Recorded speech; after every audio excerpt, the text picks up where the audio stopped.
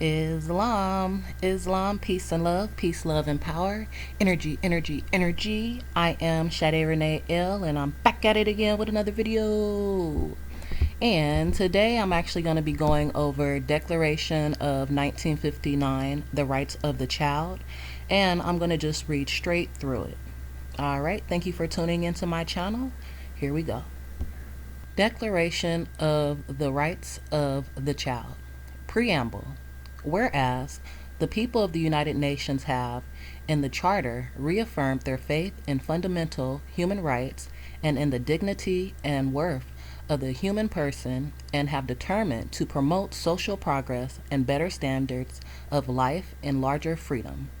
Whereas the United Nations has, in the Universal Declaration of Human Rights, proclaimed that everyone is entitled to all the rights and freedoms set forth therein, without distinction of any kind, such as race, color, sex, language, religion, political, or other opinion, national or social origin, property, birth, or other status.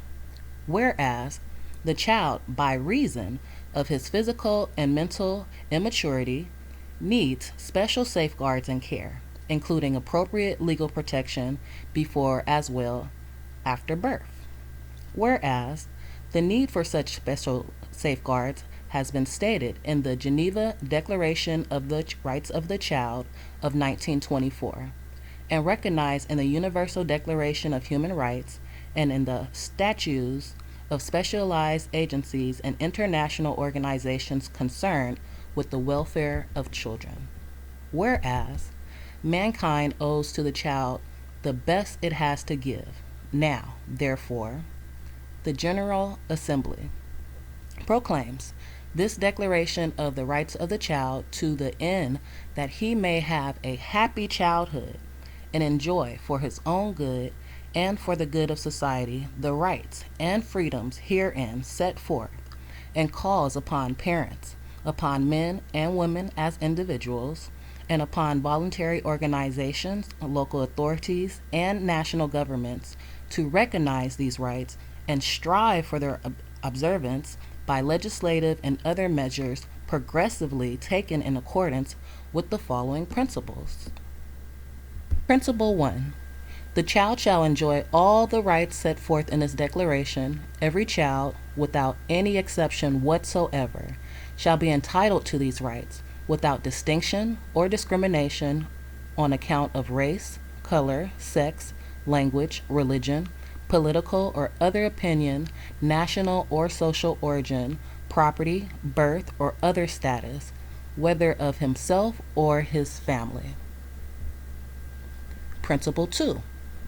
The child shall enjoy special protection and shall be given opportunities and facilities by law and by other means to enable him to develop physical, mentally, morally, spiritually, and socially in a healthy and normal manner and in conditions of freedom and dignity. In the enactment of laws for this purpose, the best interest of the child shall be the paramount consideration. Principle 3. The child shall be entitled from his birth to a name and nationality.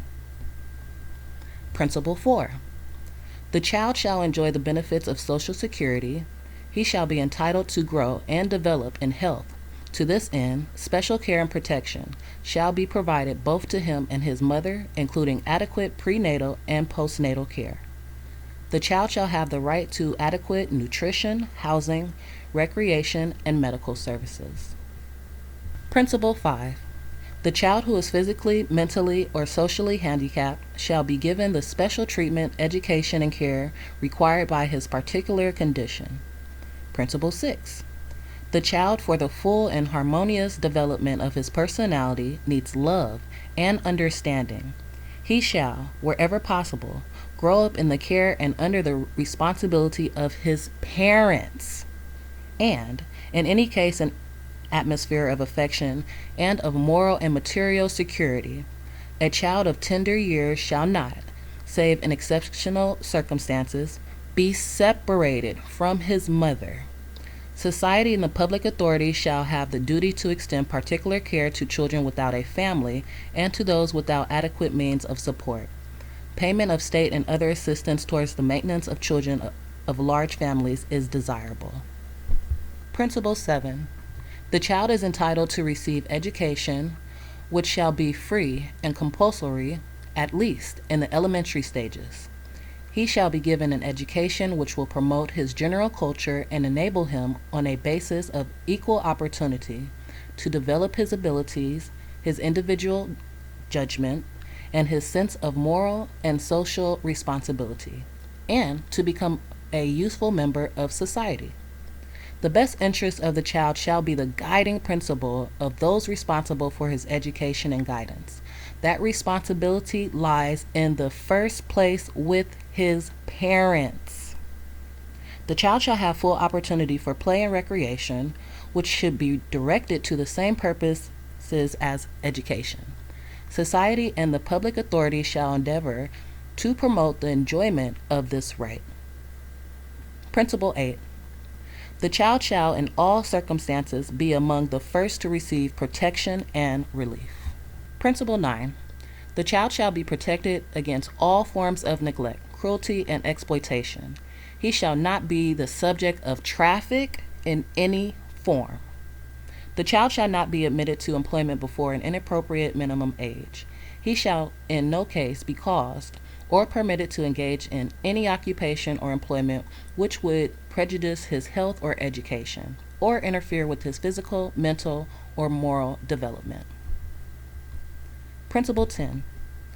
The child shall be protected from practices which may foster racial, religious, and other form of discrimination. He shall be brought up in a spirit of understanding, tolerance, friendship among peoples, peace, and universal brotherhood, and in full consciousness that his energy and talent should be devoted to the service of his fellow men. This copy was brought to you by courtesy of R.V. Bay, and in conclusion, will the children rule the world? All individuals are mortal, and the destiny of the world, the ruling and the being ruled, is all in the hands of the children. Those who rule today were the children of yesterday, and will be the dust tomorrow. That is the law of human life. It means that a mother is the holiest thing alive, that history is made in the nursery, that the bringing of the children is the noblest, the purest, and the most necessary work in the world, and the most difficult, just because the human being is so wonderful and complicated in the nature of his mind and his body. All right, and there you have it. Again, that was the Declaration of the Rights of the Child, 1959. And again, I am Sade Renee L. Thank you for your time and your energy. And until next time, Islam, peace, and love.